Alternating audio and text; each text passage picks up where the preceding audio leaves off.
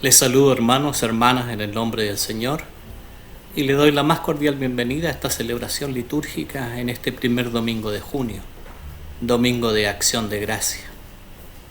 Que la inspiración del Santo Espíritu sea con nosotros para que nuestra alabanza, nuestra oración y este culto llegue ante la presencia del Señor como un perfume agradable, sea saludable y gratificante para nuestro espíritu. Inclinemos nuestros rostros y oremos al Señor. Dios y Padre nuestro, en la quietud de esta hora del día, al reunirnos en tu nombre, en los hogares, celebrando de esta manera esta liturgia en honor a ti, pedimos la inspiración de tu Santo Espíritu. Invocamos tu presencia entre nosotros y pedimos que tú puedas guiarnos, conducirnos a través de la alabanza, a través de la oración, por medio de tu palabra, la meditación de ella, edifiques en nosotros la fe en estos tiempos difíciles y que podamos en todo tiempo y lugar honrar y bendecir tu nombre por medio de Jesucristo, tu Hijo, nuestro Señor y Salvador. Amén.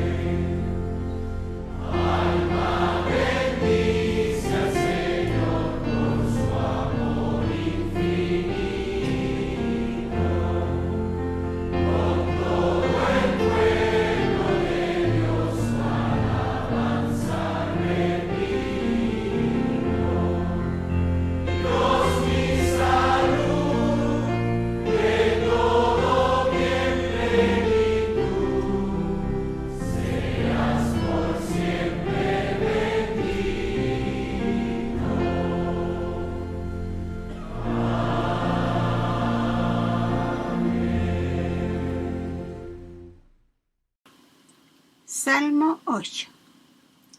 La gloria de Dios y la honra del hombre. Oh Jehová, Señor nuestro, cuán glorioso es tu nombre en toda la tierra.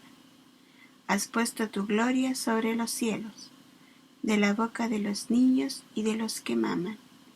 Fundaste la fortaleza a causa de tus enemigos, para hacer callar al enemigo y al vengativo. Cuando veo tus cielos, obra de tus dedos, la luna y las estrellas que tú formaste, digo, ¿qué es el hombre para que tenga de él memoria, y el Hijo del hombre para que lo visites? Le has hecho poco menor que los ángeles, y lo coronaste de gloria y honra. Le hiciste señorear sobre los sobre las obras de tus manos, y todo lo pusiste debajo de sus pies, ovejas, bueyes y todo ello, y asimismo las bestias del campo, las aves de los cielos y los peces del mar, todo cuanto pasa por los senderos del mar. Oh Jehová, Señor nuestro, cuán grande es tu nombre en toda la tierra.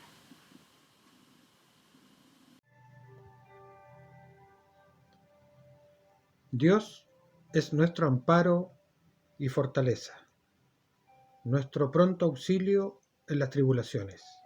Por tanto, no temeremos, aunque la tierra sea removida. Venid, ved todas las obras de Jehová, que ha puesto asolamiento en la tierra, que hace cesar las guerras hasta los fines de la tierra, que quiebra el arco, corta la lanza y quema los carros en el fuego. Estad quietos y conoced que yo soy Dios. Seré exaltado entre las naciones, enaltecido seré en la tierra. Jehová de los ejércitos está con nosotros. Nuestro refugio es el Dios de Jacob. Palabra de Dios. Oremos, hermanos. Padre Santo, queremos darte las gracias primeramente por esta oportunidad de entrar en cada hogar de nuestros hermanos mediante este proceso de comunicaciones que tú nos has entregado. Señor Dios, queremos pedirte primeramente por los enfermos. Sabemos que tú tendrás esa mano amiga para sanarles. Te pedimos por los enfermos que están en los hospitales, por aquellos conocidos, amigos o familiares que tenemos postrados, Padre Santo, hoy día. Te pedimos, Señor, que tú nos libres a cada uno de nuestros hermanos de nuestra iglesia y a sus familiares, a nuestros pastores, a sus familias, de esta pandemia, Señor. Cúbrenos con tu manto de seguridad, oh Padre Santo. Te pedimos, Señor, por nuestra iglesia, por nuestros pastores, para que pronto estemos en el templo que tú nos has habilitado en cada uno de nuestros sectores, Señor, en cada una de nuestras ciudades, en nuestra ciudad y en el mundo, para que podamos abrazarnos, Padre Santo, en un abrazo fraternal, así como sabemos y sentimos que tú nos abrazas cada día. Oh Padre Dios, te pedimos por quienes han perdido su trabajo, quienes no tienen su trabajo, Padre Santo, para que tú puedas sustentarles, Señor, y puedas otorgarles todo aquello que necesitan, Padre Santo, para poder vivir en este tiempo. Amado Dios, te damos las gracias y te pedimos por cada uno de nuestros hermanos, quienes están en nuestra ciudad, quienes están en las islas, Señor, quienes están en los sectores más aislados de nuestra ciudad y no han podido comunicarse, Señor. Sabemos que la comunicación contigo, Señor, y por medio de nuestro Señor Jesucristo es directa. Por eso te pedimos todo esto en el nombre de Jesucristo, nuestro Señor. Amén. Amén.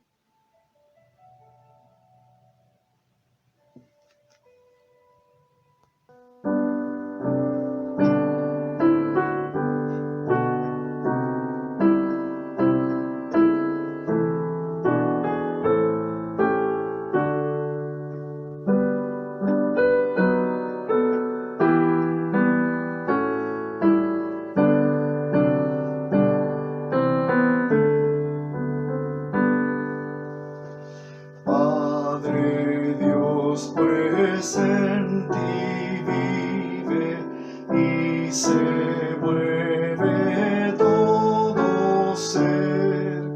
Nuestra gratitud recibe por tu amor y tu poder. A ti, Verbo encarnado y divino Redentor,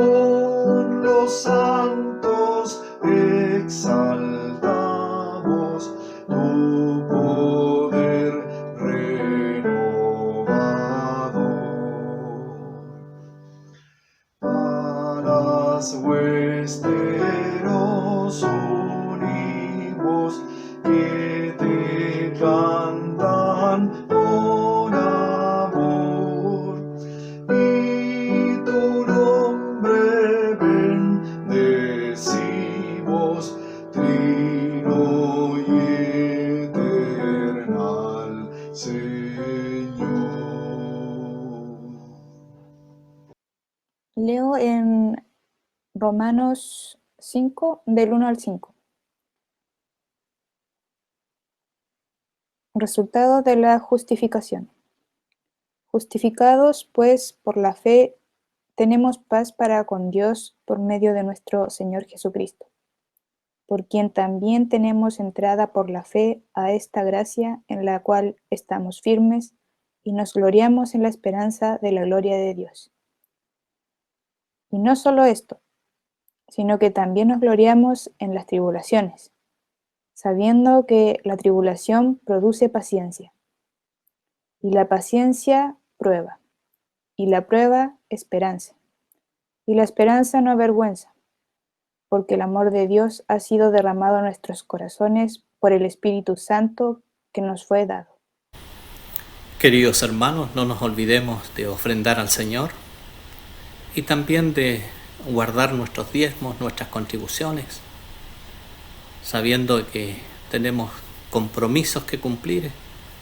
La tarea sigue adelante, la obra del Señor no se detiene y necesitamos también de la generosidad de ustedes. Podamos dar con alegría al Señor y entregar de corazón parte de lo que Él realmente siempre nos provee. Dios bendice al dador alegre. Como dice su palabra, más bienaventurado es dar que recibir. Esta es la ofrenda que damos a nuestro Dios, a nuestro Señor, y junto a ella entregamos nuestro corazón, y junto a ella entregamos nuestro corazón.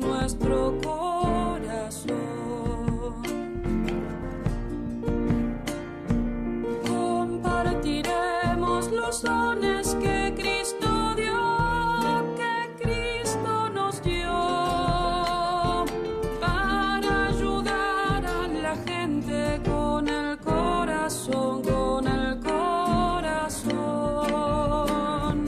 para ayudar a la gente con el corazón.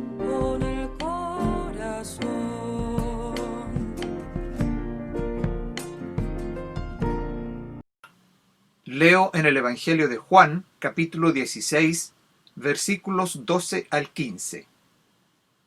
Aún tengo muchas cosas que deciros, pero ahora no las podéis sobrellevar. Pero cuando venga el Espíritu de verdad, Él os guiará a toda la verdad, porque no hablará por su propia cuenta, sino que hablará todo lo que oyere y os hará saber las cosas que habrán de venir. Él me glorificará, porque tomará de lo mío y os lo hará saber.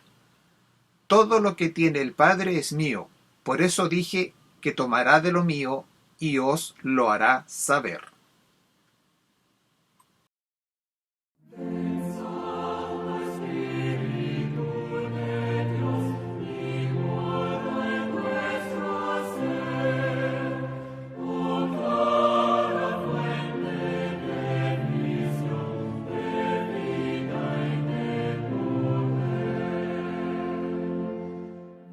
Santo Espíritu de Dios, como el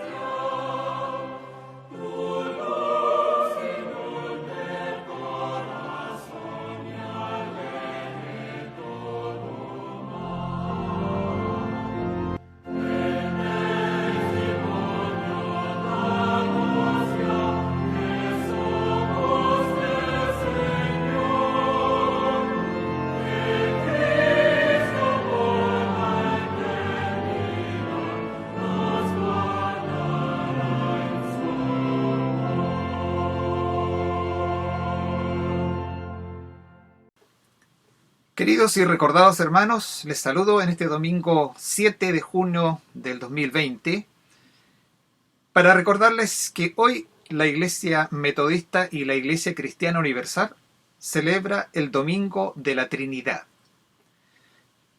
Quisiera partir leyendo algo sobre lo que nuestro reglamento de la Iglesia Metodista de Chile dice sobre esto de la Santísima Trinidad. En sus 24 artículos de fe, la Iglesia Metodista dice lo siguiente. Primero, de la fe en la Santísima Trinidad. Hay un solo Dios vivo y verdadero, eterno, sin cuerpo ni partes, de infinito poder, sabiduría y bondad, creador y conservador de todas las cosas, así visibles como invisibles.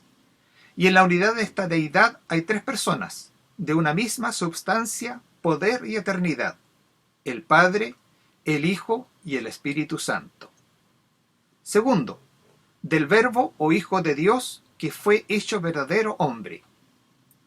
El Hijo, que es el Verbo del Padre, verdadero y eterno Dios, de una misma substancia con el Padre, tomó la naturaleza humana en el seno de la bienaventurada Virgen, de manera que dos naturalezas enteras y perfectas, a saber, la deidad y la humanidad, se unieron en una sola persona para jamás ser separadas, de lo que resultó un solo Cristo, verdadero Dios y verdadero hombre, que realmente padeció, fue crucificado, muerto y sepultado, para reconciliar a su Padre con nosotros, y para hacer un sacrificio no solamente por la culpa original, sino también por los pecados actuales de los hombres. Tercero, de la resurrección de Cristo. Cristo verdaderamente resucitó de entre los muertos, volvió a tomar su cuerpo con todo lo perteneciente a la integridad de la naturaleza humana, con lo cual subió al cielo y allí está sentado hasta que vuelva para juzgar a todos los hombres en el postrer día. Cuarto, del Espíritu Santo.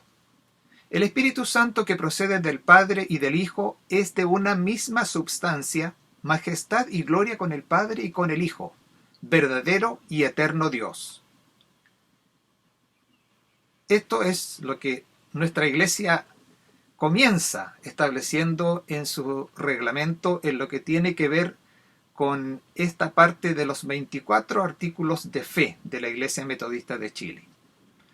Valga la pena mencionar también que para que la Iglesia Cristiana Universal llegara a establecer una doctrina sobre la Trinidad, pasaron muchos años, siglos, para poder entonces establecer y ponerse de acuerdo en el contenido de lo que era establecer la fe sobre esta Santísima Trinidad. Habiendo hecho esta introducción metodista, vamos a hablar algo sobre la Trinidad y sobre lo que los textos bíblicos nos dicen. Este término fue empleado por primera vez por Tertuliano, considerado uno de los padres de la Iglesia cristiana y defensor del cristianismo. Esto ocurrió alrededor del siglo II después de Cristo. Expresa este término una magnífica verdad bíblica.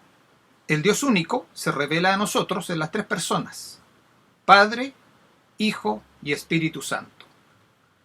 Hay tres aspectos que podemos considerar en base a los textos sagrados, a la Biblia.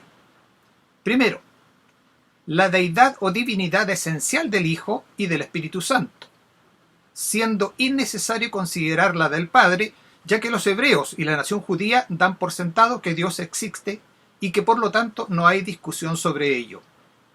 Es lo que plantea la Biblia como libro sagrado desde el comienzo. Segundo, el hecho de que las tres personas o manifestaciones son un único y mismo Dios. Tercero, la unidad de esencia de las tres personas divinas. En cuanto a lo que podríamos hablar sobre la divinidad de Cristo, esta está explícitamente e implícitamente presentada y claramente anunciada en el Antiguo Testamento. Los anuncios de los ángeles de Jehová debieron hacer comprender a los patriarcas que Dios ejercería un día un ministerio de salvación al asumir forma humana. Lo encontramos en los libros de Génesis, Oseas, Zacarías y otros más.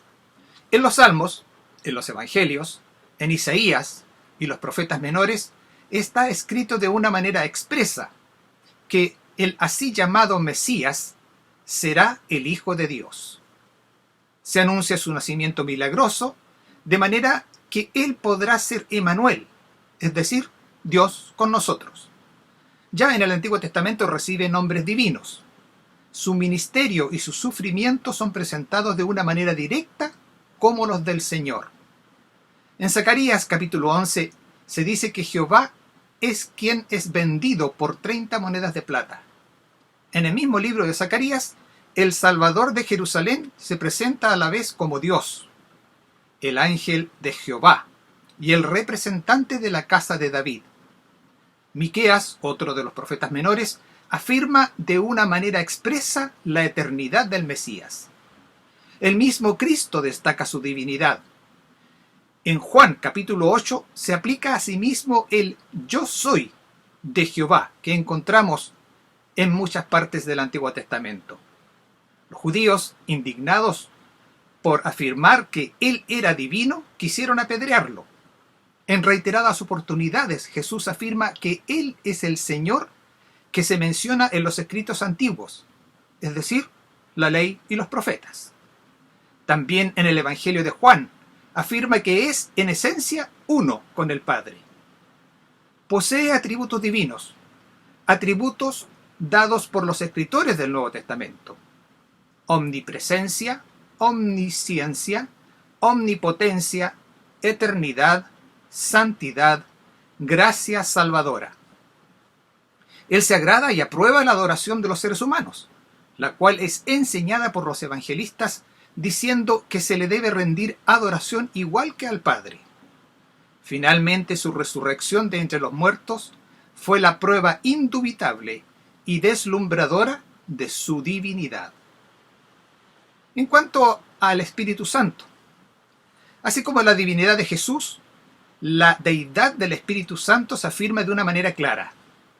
El Espíritu Santo recibe el nombre de Espíritu de Jehová, de Dios, del Señor, con toda la unidad e intimidad que ello significa. El Señor es el Espíritu, Dios es Espíritu. El Espíritu habla y actúa como siendo el mismo Dios. Mentirle al Espíritu es mentirle a Dios. Sus obras son obras divinas, de Dios. El evangelista Juan y Hechos 2 mencionan que el Espíritu Santo procede del Padre y es enviado a la vez por el Padre y el Hijo. ¿Qué podemos decir sobre la unidad de la esencia de las tres personas divinas? El Antiguo Testamento comienza revelando constantemente al Dios único. Con esto indica que existe la pluralidad en el seno de Dios. Génesis 1.1 dice en el texto hebreo original que la divinidad creó, entre comillas, dioses. La palabra que se utiliza allí es la palabra Elohim, en una forma plural, pero usada en singular. Y el siguiente versículo ya menciona al Espíritu de Dios presente en el acto de la creación. El mismo libro de Génesis continúa mencionando cómo, a manera de conversación entre personas, dice: hagamos al hombre a nuestra imagen, conforme a nuestra semejanza. Noten ustedes el uso verbal en plural. Hagamos a nuestra imagen, a nuestra semejanza. En Génesis 3:22, después de la caída en pecado del hombre, Dios dice: he aquí el hombre es como uno de nosotros. En el Nuevo Testamento encontramos constantemente a las tres personas unidas en la obra de la salvación, de la misma manera como se muestran unidas en la creación. En los Evangelios, por ejemplo Mateo 3:16 y 17, el Padre, el Hijo y el Espíritu Santo se manifiestan en el bautismo de Jesús. Cristo ordenó que los discípulos fueran bautizados en el nombre, no en los nombres, del Padre y del Hijo y del Espíritu Santo. El evangelista Juan, en el capítulo 3, nos relata que el nuevo nacimiento es posible por la regeneración obrada por el Espíritu Santo, el amor del Padre, Dios, y el don del Hijo, Cristo, que murió en la cruz por nuestros pecados. El mismo evangelista en el capítulo 14 y el apóstol Pablo en sus cartas a los Corintios y a los Colosenses mencionan que el Padre, el Hijo y el Espíritu Santo vienen a hacer su morada, no sus moradas, en el corazón del creyente. En Efesios, Pablo dice que juntos comunican la plenitud de la vida divina. Él mismo en su segunda carta a los Corintios, capítulo 13, da la bendición apostólica en el triple nombre de la deidad. El Nuevo Testamento menciona en relación a la resurrección que la de Cristo es atribuida al Padre, al mismo Jesús y al Espíritu Santo. También será así con la resurrección de los creyentes.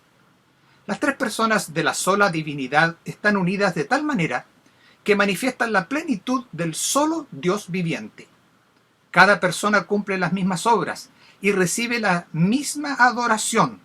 Participan del mismo ser indivisible de la divinidad, manteniendo al mismo tiempo una relación tripersonal de amor y comunicación, con una perfección y armonía infinitas, con una total unidad, un amor infinito, una sumisión perfecta al Padre, de quien proceden eternamente el Hijo y el Espíritu Santo, que a su vez procede del Padre y del Hijo. El concepto monoteísta, es decir, creer en un solo y único Dios, que nos muestra el Antiguo Testamento, no queda afectado en absoluto. Dios nos ha dado a conocer más realidades acerca de la maravillosa naturaleza divina, simplemente a revelarse plenamente en la persona de Jesús el Cristo. En el Antiguo Testamento, Dios es Dios por nosotros. En los Evangelios, con Dios encarnado, Dios es Dios con nosotros. Con la venida del Espíritu Santo el día de Pentecostés, Dios vino a ser Dios en nosotros. Por lo tanto, tenemos a Dios por nosotros, Dios con nosotros y Dios en nosotros. El hecho de que Dios sea tres personas en un solo ser y no un ser en tres personas no es contradictorio y obviamente supera la razón humana. Esta es una doctrina que debemos aceptar aunque no la podamos comprender. Tampoco podemos comprender la existencia eterna de Dios, como tampoco, y lo hemos descubierto en estos difíciles tiempos de prueba y de enfermedad, el mismo ser humano no comprende su propia naturaleza. Aún somos seres limitados, aún vemos como por espejo, borrosamente, pero cuando Cristo vuelva, veremos claramente. Nuestra vida se proyecta hacia la vida eterna, adorando al Dios único y verdadero, Padre, Hijo y Espíritu Santo. Para ir finalizando esta conversación sobre el Domingo de Trinidad, quisiera hacer unas breves reflexiones sobre las tres lecturas que el leccionario de nuestra Iglesia Metodista trae para hoy día. En el Antiguo Testamento ya hemos escuchado la lectura del Salmo 8, donde se habla sobre algo que tiene que ver con el Padre. En el Nuevo Testamento, en la carta del apóstol Pablo a los Romanos, en el capítulo 5, versículos 1 al 5, que también hemos escuchado, se habla sobre el Espíritu Santo que nos fue dado. Y finalmente en el Evangelio de Juan, en el capítulo 16, versículos 12 al 15, donde Jesús está hablando a sus discípulos en medio de dos discursos o de un discurso dividido en dos partes que tiene que ver con su despedida física de entre ellos cuando se aproxima entonces a cumplir con aquello que Dios le envió a hacer aquí a la tierra. Salmo 8, gloria de Dios y dignidad de los seres humanos. Este es un himno de liturgia al atardecer. Es una reunión que se hacía en el templo al atardecer y que las palabras que comienzan y que van mencionando a través de este salmo claramente hacen ver que el salmista está mirando el cielo, está mirando la bóveda celeste, porque los templos tenían grandes terrazas y grandes aperturas por donde se podía ver el cielo desde adentro al atardecer. El himno es una atribución exclusiva y habla sobre eso de gloria en medio del mundo. La atribución exclusiva de Dios, de su gloria en medio de este mundo. Ustedes saben que en hebreo el nombre es más que un título. No es simplemente que yo me llamo o que tú eres tal, sino que es una identificación, es más que una identificación. Resume y contiene la naturaleza y el carácter de quien lo porta, de quien lo lleva, de quien lo tiene. Así, nosotros nos daremos cuenta que la clave para los hebreos, para el carácter del Señor, es gloria. Este concepto conlleva un peso, una autoridad, como una medida que pudiese medirse con una balanza o un instrumento. Figurativamente significa honor, dignidad o reputación. Cuando se aplica a Dios significa su presencia autoritaria o con autoridad en la creación, salvación o juicio. Esta presencia llena toda la tierra y es objeto de alabanza de Israel. Observen que esta autoridad no se ejerce en forma violenta y sin objeto o propósito. Siempre será aplicada para el beneficio de aquellos que aman a Dios, a pesar de que muchas veces no la aceptemos, cuando Él, a través de su Espíritu, quiera enrielarnos, enderezarnos y volvernos al camino mostrado por su Hijo Jesucristo. El ser humano actual no tiene este concepto de la autoridad, que implica, sin lugar a dudas, obedecer y acatar las normas establecidas para su bienestar. Para, como Cristo ofreciera en su venida, tener vida y vida en abundancia. Las estrellas en el cielo y los niños, es decir, los humildes y los débiles, en la tierra, proclaman juntos la gloria divina. A estos niños, a estos humildes y débiles, usa el Señor para llevar a cabo grandes propósitos o planes. Fíjense ustedes que el canto de ellos se transforma en fortaleza para Dios, suficientemente fuerte como para contener a los malvados y hacerlos callar. A pesar de todo esto, el Salmo identifica a los seres humanos como insignificantes. Observar la grandeza y gloria del Señor nos hace conscientes de nuestra frágil y pequeña humanidad individual, muy insignificantes como para merecer la atención de Dios. Pero a pesar de toda nuestra pequeñez, tenemos una corona de gloria y de honra. Corona de gloria y de honra. ¿Les suena familiar esta palabra? Esta corona es dada por Dios, con autoridad real, y una dignidad, una honra, que nos coloca justo debajo del nivel del Ser Supremo. Ya lo mencionamos y sabemos por el Génesis que el ser humano fue creado a imagen y semejanza de Dios, del Hijo y del Espíritu Santo. Escuchábamos delante cómo en el Génesis Dios dice, como en una conversación con otras personas, hagamos al hombre a nuestra imagen y semejanza. Por lo tanto, nosotros somos divinos en nuestra capacidad de controlar al resto del orden creado. Tenemos un dominio sobre el mundo, no sobre otro ser humano. Pero esto no pertenece a nosotros como una posesión. La corona de dignidad y dominio es otorgada como un regalo de gracia por el Creador de la tierra y del cielo. Debemos una humilde pero sincera, renovada y fiel alabanza a la majestuosa naturaleza de Dios. Algo no sin valor en una sociedad orientada a la tecnología, al individualismo, al poder, la fama y el dinero. ¿Ante quién debemos doblegarnos?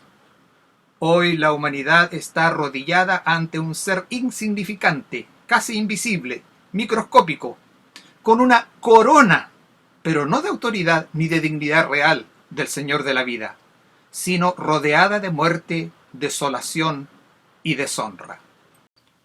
Romanos 5 del 1 al 5. Justificación por la fe. Tenemos aquí una concepción teológica de Pablo en una carta que muchas veces es difícil de interpretar. En este pasaje parte una sección amplia que abarca hasta el capítulo 8, en la que nos habla sobre los efectos de la fe. Particularmente este trozo de la carta del 1 al 5 forma parte de una sección que termina en el versículo 11, en la que presenta el tema de la reconciliación. Ya en el capítulo 3, Pablo ha hablado sobre la justificación y la redención. Aquí aparece la palabra o el calificativo justificados, donde por el idioma griego, este tiempo verbal pasado implica que la acción está completada. No significa esto que tan pronto uno reciba la fe se transforma en un ser moralmente perfecto.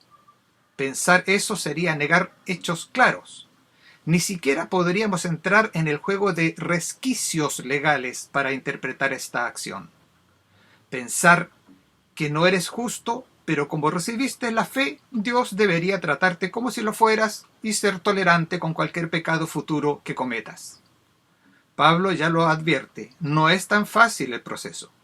En los capítulos 1 y 2 muestra la evidencia de la delincuencia humana y concluye que todos somos culpables y que ningún individuo, judío o gentil, merece ser absuelto. Es más, él dice que todos deberían ser enviados a prisión. Romanos 3, 19 y 20. Pero no nos entristezcamos con una aseveración así. Pablo, al usar el verbo justificar, presupone no solo lo negativo de nuestro fracaso moral, sino lo positivo de la vida perfecta de Cristo y el sacrificio de su muerte, con lo cual constituye un nuevo elemento en la situación moral humana. Para Pablo hay una nueva situación: paz con Dios. Usualmente él usa el verbo tener como tengamos, pero aquí él dice tenemos paz para con Dios, en relación íntima con Dios. Esta palabra paz expresa la nueva situación en forma simple. Es sinónimo con el término reconciliación que usa en el versículo 11. El problema de una vida en pecado es que no está cerca, en contacto con Dios, que debería ser la relación legítima que uno debería llevar. Pero, para peor, es una relación de enemistad u hostilidad. El pecador se niega a reconocer la ley de Dios y está, por decirlo en otras palabras, peleando contra Dios. Esto no se trata de una actitud desafiante intermitente, sino que es una postura asumida, una forma de vida. El problema de los seres humanos fue haberse involucrado en esta relación rota con Dios. Es como un estado de guerra fría. Pero Dios ha tomado la iniciativa. Gracias a Dios. Mediante su Hijo Jesucristo ha roto el punto muerto y reestablecido la comunicación. La divina revelación a través de Cristo hace posible una nueva relación de paz. Cristo ha dado a los creyentes acceso a la presencia de Dios y a una nueva experiencia de gracia divina, justificados gratuitamente por su gracia. Esto significa esencialmente la voluntad de Dios a hacer tratos con la humanidad pecadora. Es como su amor causa una nueva perspectiva de la vida y la esperanza, o la confianza de la salvación final. No es una nueva experiencia ganada. La salvación se guarda para el futuro. Esta esperanza no puede ser turbada. Jesús lo dijo, no se turbe vuestro corazón. No puede ser turbada por nada que nos depare la vida, como las tribulaciones que ahora estamos padeciendo como humanidad y como creyentes. Si lo superamos, tendremos como resultado un carácter fortalecido, que a su vez fortalece la esperanza. El derramamiento del amor de Dios del que habla Pablo es este encuentro con Dios. Pablo conecta el amor de Dios con la arremetida del Espíritu Santo, como en 1 Corintios 13. Juan 16, 12 al 15 nos habla sobre el Espíritu de verdad.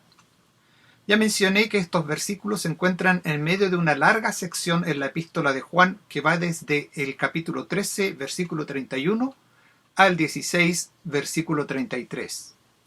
Este largo discurso de Jesús, encontrado solo en esta carta, es conocido por tratar su contenido de una forma muy diferente en estilo y manera, con la inminente partida de Jesús y el consecuente destino de sus discípulos, y con su regreso a ellos en liberación, o sea, en su segunda venida. El discurso está separado en dos partes. en esta segunda parte proyecta los eventos al futuro de sus discípulos, de ellos y la iglesia, y de aquellos que habrán de venir y habrán de creer en él.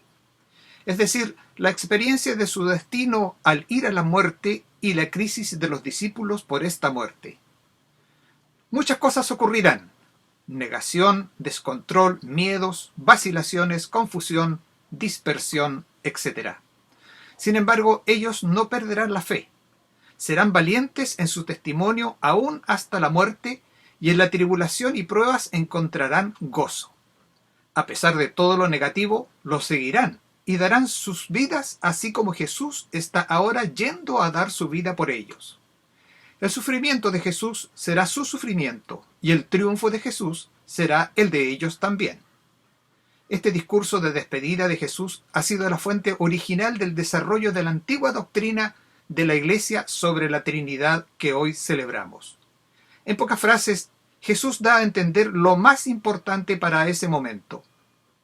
Palabras de esperanza, ya que no quedarán solos, y aún más, su soledad no será eterna, porque quien vendrá, el Espíritu Santo, estará hasta el fin. Este Espíritu es un Espíritu de verdad, y todo lo que comunique será de lo que escuche de quien lo envía, o sea, de Dios. Será un guía, un educador, un profeta, un anunciador, un vocero. Tomará de lo que posee Cristo y lo hará saber. Esta posesión viene de Dios, y lo que tiene Dios es de Jesucristo. ¿Qué mejores dádivas podremos recibir que lo que viene de Él? Hermanos, no estamos solos. Tenemos esperanza. Cristo y Dios están con nosotros por medio de la presencia de su Espíritu Santo. Dios conoce y tiene en sus manos el destino de este mundo y de sus discípulos, nosotros. El mundo no está a merced de virus o coronas de muerte. Dios es el Señor de la vida.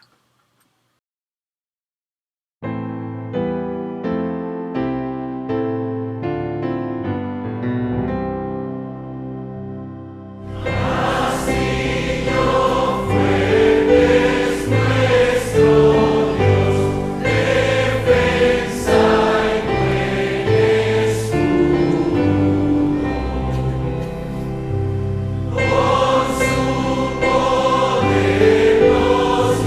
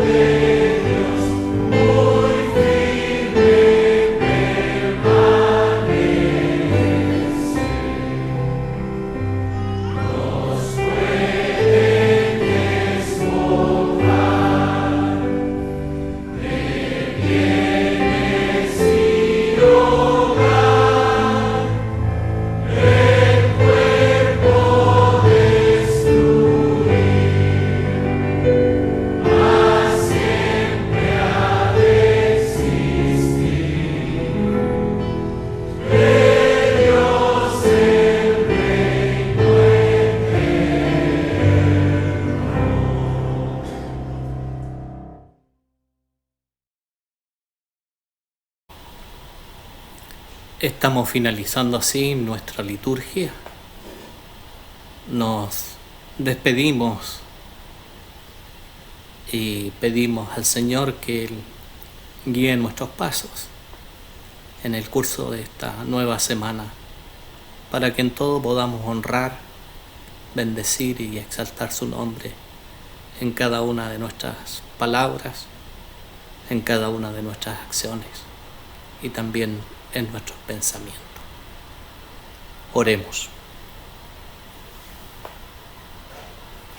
Dios misericordioso, te damos gracias porque nos has permitido de esta manera exaltar y bendecir tu nombre y alimentar nuestras vidas con tu palabra. Pedimos ahora que por la inspiración de tu Santo Espíritu podamos realmente dar a conocer el misterio de tu amor manifestado en Jesucristo, tu Hijo nuestro Señor.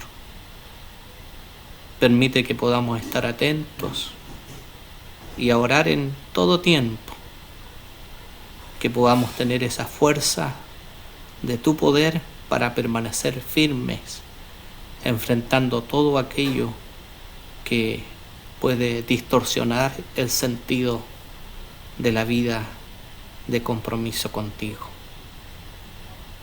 Danos el valor para ser firmes en la verdad y en la justicia, y que tu Santo Espíritu nos conduzca siempre a tu presencia. Bendícenos para bendecir a otros con dignidad y con gracia. Permite, oh Señor, que podamos salir rebosantes de alegría y que pueda haber en nosotros esa paz que solamente tú sabes dar para amar y servir al Señor de nuestra vida. En el nombre de Cristo Jesús. Amén y amén.